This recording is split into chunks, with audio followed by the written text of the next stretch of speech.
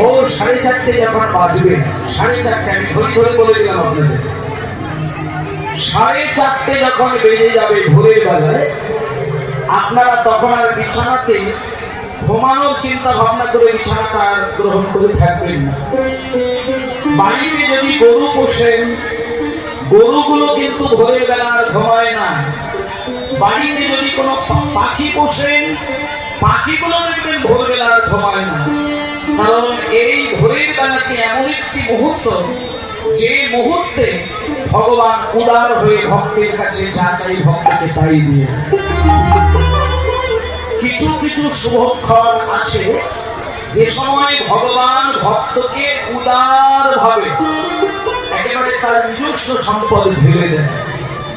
যেমন প্রত্যেকদিন ভগবানের নাম আপনি করতে পারেন, কিন্তু একাদশীর দিন যদি নাম করেন ভগবান আপনাকে বেশি কৃপা করেন। প্রতিদিন লক্ষ্মী দেবীকে ডাকবেন, কিন্তু পূর্ণিমার দিনে লক্ষ্মী দেবীকে ডাকলে লক্ষ্মী দেবী আপনাকে আরো বেশি করে কৃপা করেন। প্রত্যেকদিন মা কালীকে পুজো করেন, অমাবস্যার দিনে মা কালীকে ডাকলে পরে মা কালী আরো বেশি খুশি হয়। তাই জন্য এখানে একটা তত্ত্বের দিকে দৃষ্টান্ত দিচ্ছেন, আপনি প্রতিটা মুহূর্তে ভগবানকে ডেকে যান, কিন্তু ব্রহ্ম মুহূর্তে ভোর 4:30 বাজার সঙ্গে সঙ্গে মানুষ যদি ভগবানকে না ডেকে ঘুমিয়ে কাটায়, তাহলে তার 24 ঘন্টা ভগবানের নাম বিফল হয়ে যায়। কারণ মানুষ ভগবানের নাম করে, ধ্যান করে, জপ করে, তপ করে, স্মরণ করে, এর মূল কারণ হচ্ছে মানুষ তার নিজের সুখ শান্তিটাকে ধরে রাখার জন্য। আর সুখ আর শান্তিকে ধরে রাখতে গেলে ভগবানের কৃপা ছাড়া কোনোদিন সম্ভব হয় না। আর ভগবানের কৃপাকে যদি ধরে রাখতে হয়, তাহলে ওই ব্রহ্ম মুহূর্তে উঠে অন্তত একটু সময় দিয়ে ভগবানের চরণে সেবা করতে হয়। সেজন্য আপনাদেরকে আমি বললাম, সকালবেলায় এই যে গানটা আমি গাইলাম, এই গানটা আপনারা পারলে একটু উচ্চস্বরে গাইতে পারেন। আর যদি ওনার উচ্চস্বরে গাওয়া সম্ভব হচ্ছে না, তাহলে অন্তত মনে মনে গাইবেন বা ফিসফিস করে গাইবেন, তাতেও দেখবেন ভগবানের সেবা হয়ে যাবে। তার চেয়ে চলুন মা, ঠিক এইভাবে সকালবেলায় বেরিয়েছিলেন ভগবান কৃষ্ণ, ভগবান গৌরহরি। আর আজকে সেই গৌরহরি যখন ধীরে ধীরে ধীরে ধীরে উপর গড়িয়ে বিকেল গড়িয়ে গেল, বিকেল বেলায় মহাপ্রভু ভক্তদের সঙ্গে সত্যযুগে নারায়ণ, তার যুগে রাম, তারপরে কৃষ্ণ, কলিতে গৌরাঙ্গ, এই 4টে যুগে 4টে ভগবান। কিন্তু কলিযুগের গৌরহরি যখন আসলে, তার আগের যুগের ভগবানের সাথে আমার গৌরাঙ্গের অনেক পার্থক্য রয়েছে। সেই পার্থক্যগুলো কি? সেই পার্থক্য বলছে, যেমন দাপর যুগে ভগবানের হাতে ছিল বাঁশি, কিন্তু কলিতে গৌরাঙ্গর হাতে কিন্তু কোনো বাঁশিও ছিল না, আর কোনো একটা লাঠিও ছিল না। তাই জন্য গানের মধ্যে বলে গেলেন, বৃন্দাবনের খেলা ছিল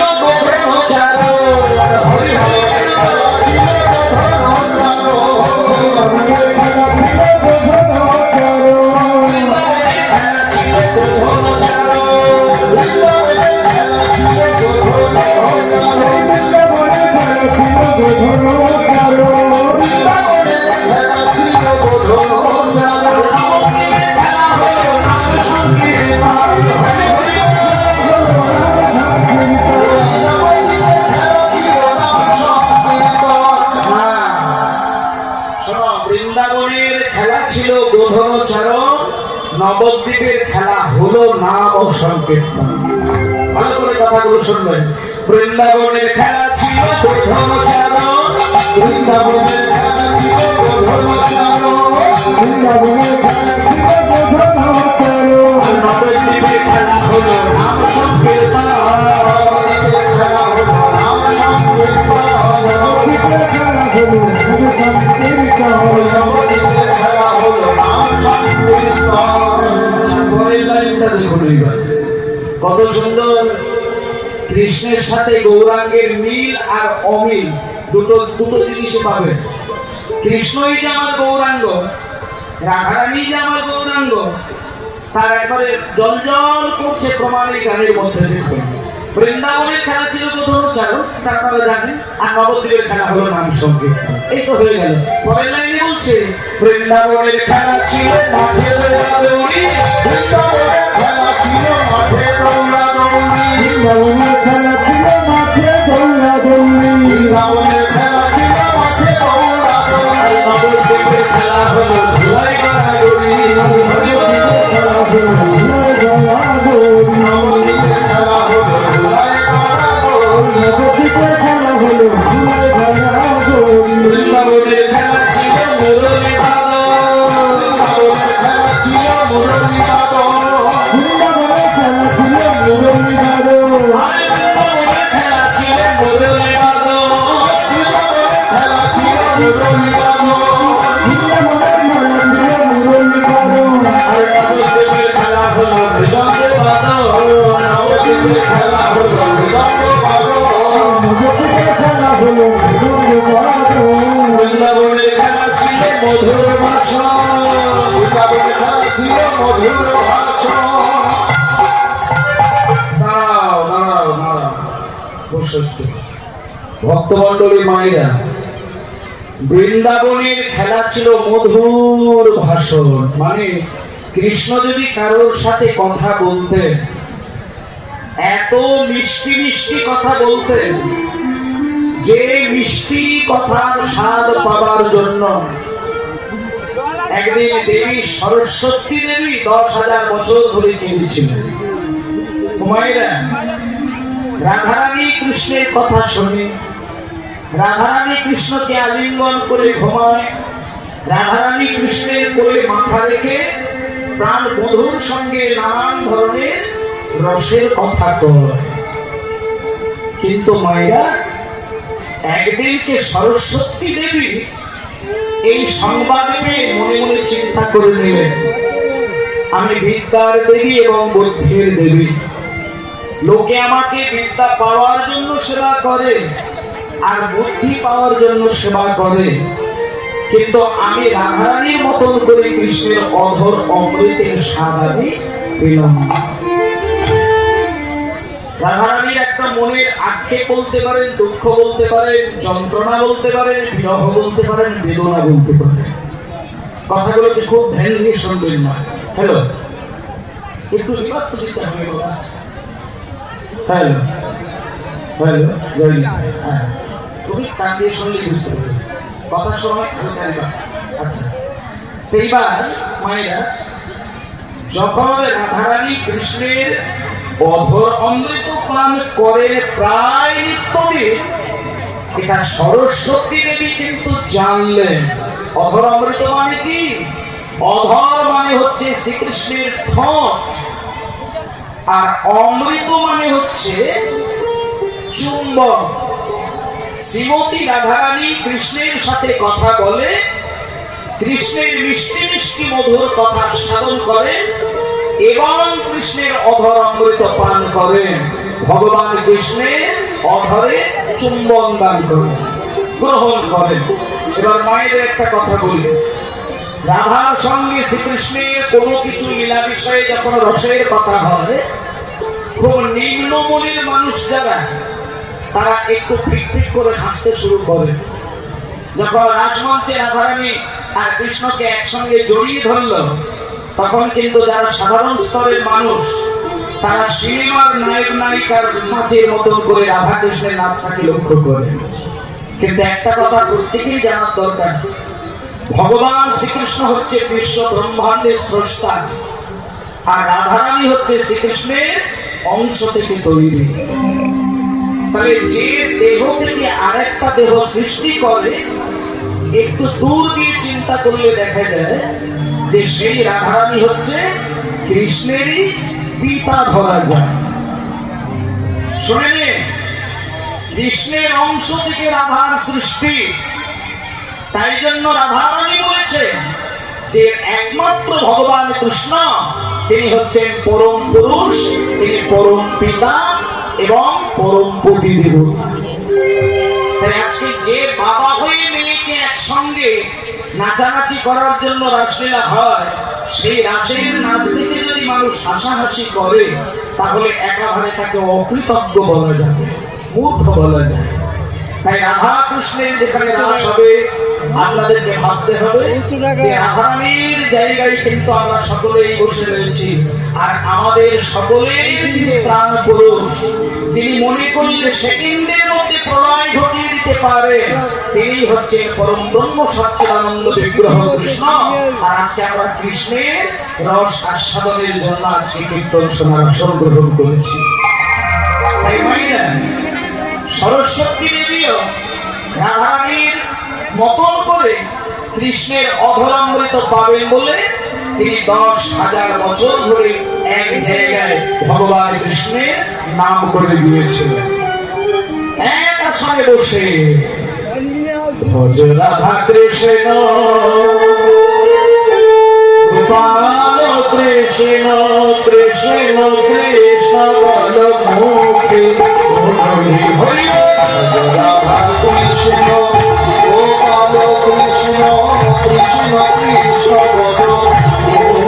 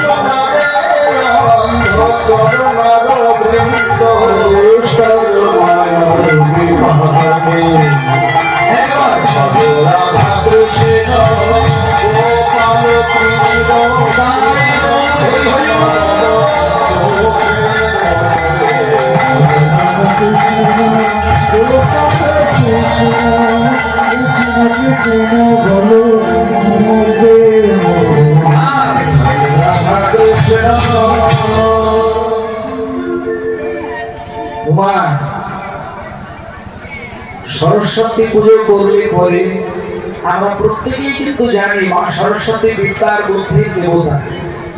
কেউ যদি বুদ্ধিটাকে বিকশিত করতে চায়, হ্যাঁ, বিদ্যাকে যদি আরো বৃদ্ধি ঘটাতে চায়, তাহলে একমাত্র সরস্বতীর আরাধনা করা ছাড়া কোনো উপায় নেই।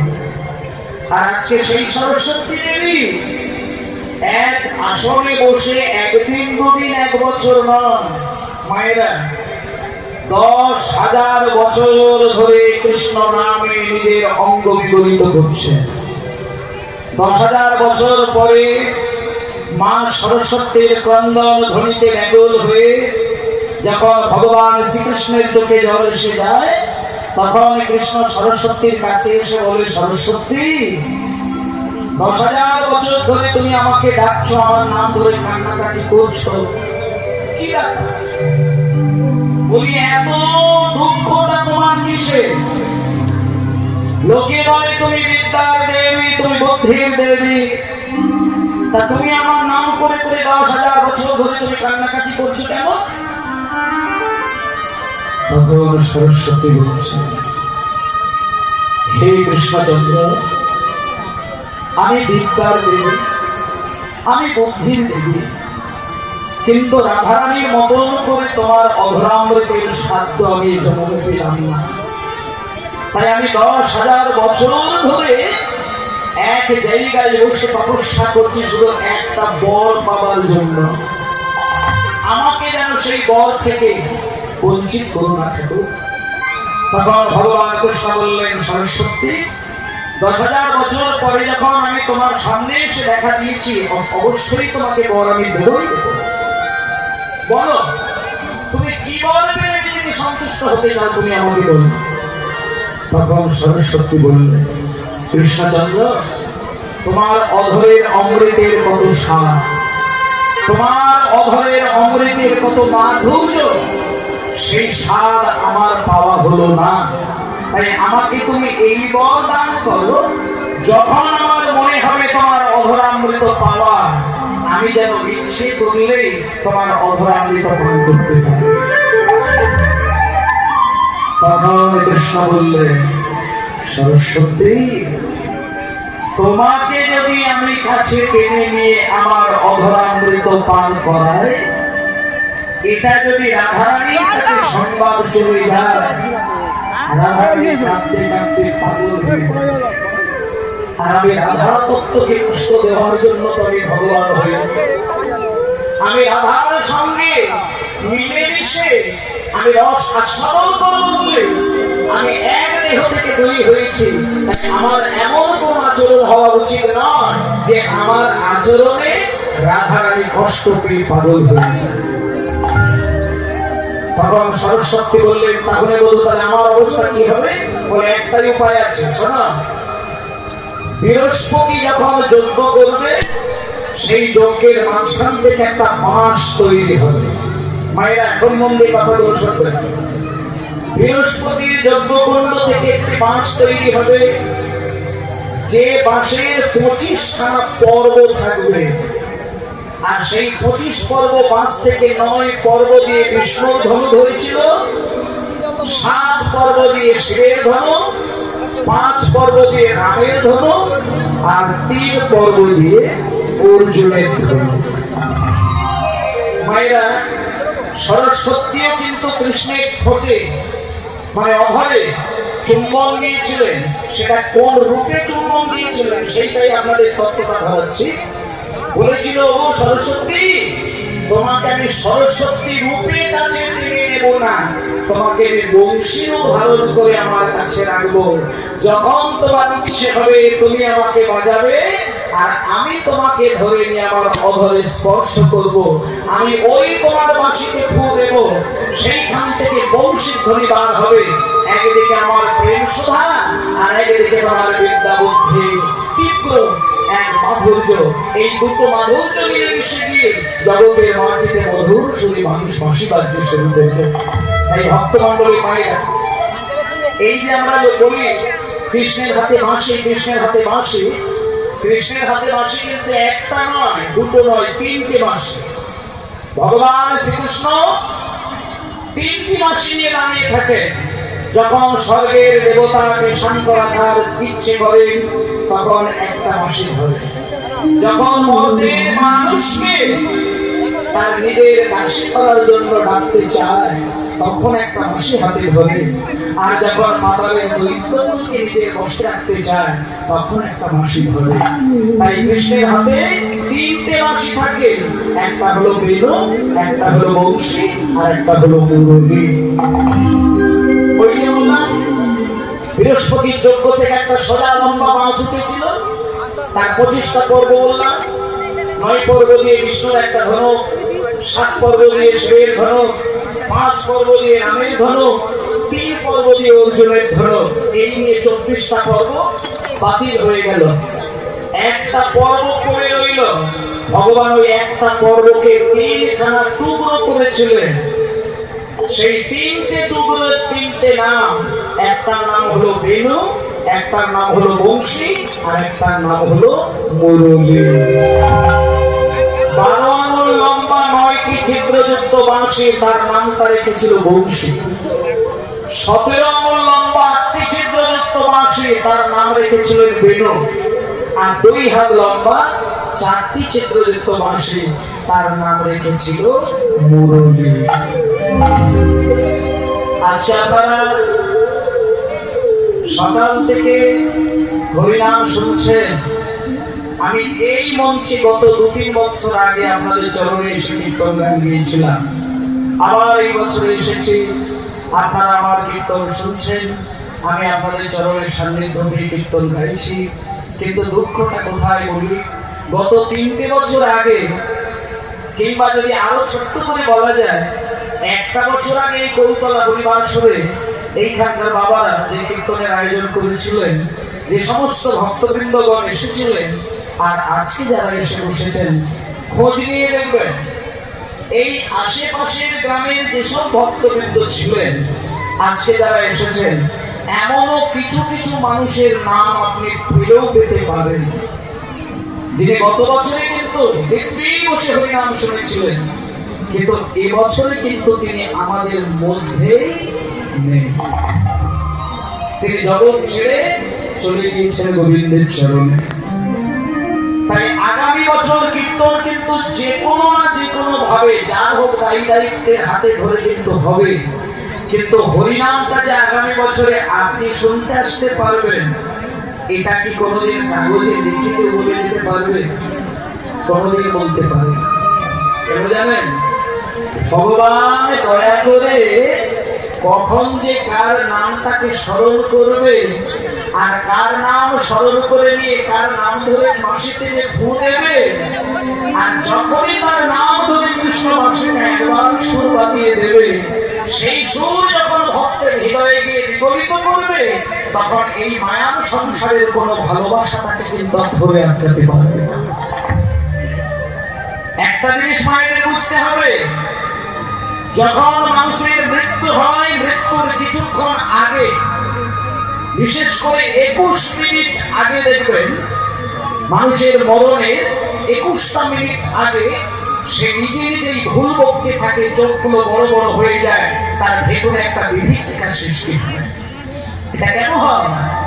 কারণ সারা জীবন তুমি কি করেছো, যেদিন তোমার দাঁড়ানো আসবে ভগবানের, সেদিন তোমার বিচার করার চেতনা ভগবান ওই কিছুক্ষণের জন্য দিয়ে দেয়।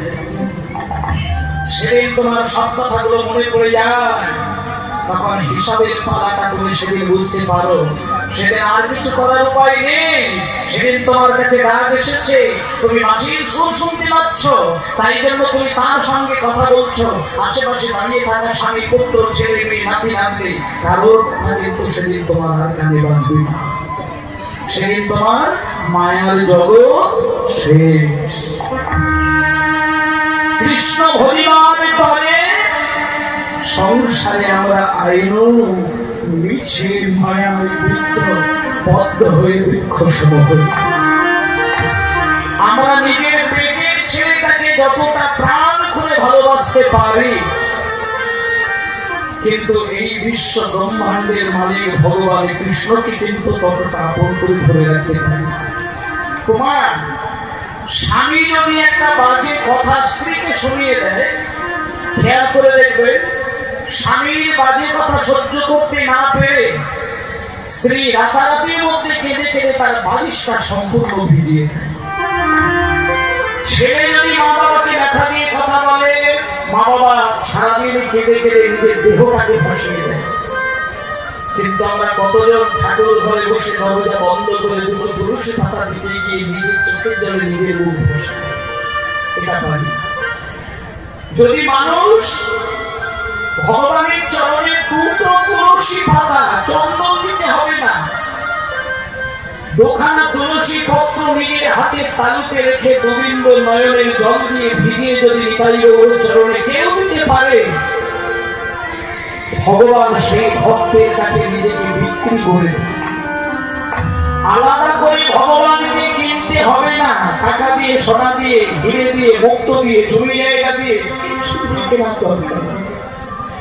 ভক্তের কাছে ভগবান শিশুর মতো হয়ে যায়। ভক্ত যদি শুধু তার নাম ধরে মন্দিরে গিয়ে কেঁদে কেঁদে ডাকে, মায়েরা হরিবাসরে বসে ভক্ত যদি এক ফোঁটা নয়নের জলে কীর্তন শুনতে পারে, ভগবান নিজে মুখে বলেছে, আমার নাম ধরে ভক্ত যদি এক ফোঁটা নয়নের জলে আমার নাম স্মরণ করে, আমি ভগবান হয়ে কথা দিলাম তার হৃদয় মন্দিরে বসে সারাটা জীবন ধরে তার নাম বলতে বলতে আমি কাঁদি।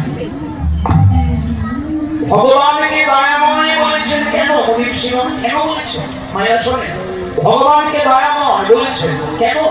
তুমি যদি এক ফোঁটা জলে তার নাম স্মরণ করো, 100 ফোঁটা নয়নের জলে ভগবান হাত বাড়িয়ে তোমাকে বলে দেবেন।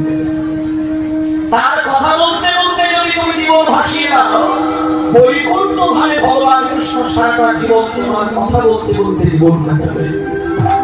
তাই আজকে ভগবান যে বাঁশিটা ধরে দাঁড়িয়েছেন, সেই বাঁশির সুরে জগৎ পাগল হয়ে যায়। সেদিন তার নিজের নাতি আমরা দেখলো, দেখেন বাবা এখানে অনেক দাদু ঠাম্মা রয়েছে। আমি নিজের ঠাকুরমাকে হারিয়েছি। আমি যখন ক্লাস 3-তে পড়তাম, ক্লাস 2 এর পরে 3-তে যখন উঠলাম, সেদিন থেকে আমার হারমোনিয়াম ধরে গান বাজার অভ্যাস তৈরি করা। কিন্তু আমার ঠাকুরমা যখন পাশে বসে গান শুনতেন, আমি জানতাম না যে সঙ্গীত শুনলে পরে মানুষ কেন কাঁদে।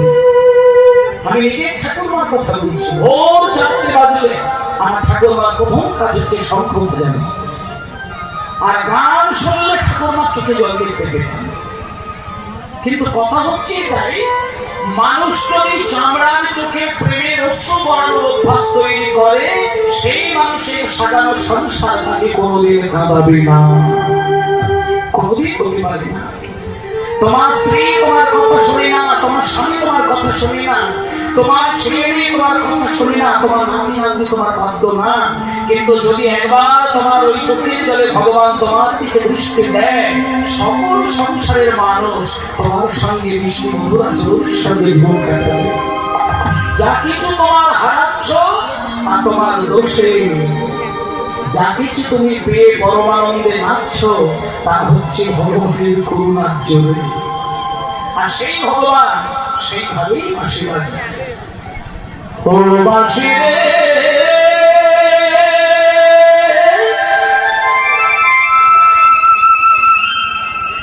ও বাঁশি রে,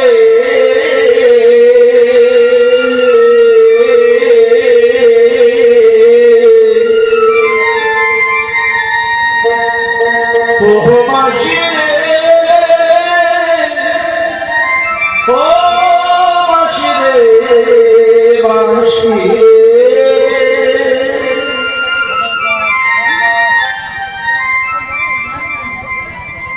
আর বেজোড়া, আর বেজোড়া, আর বেজোড়া,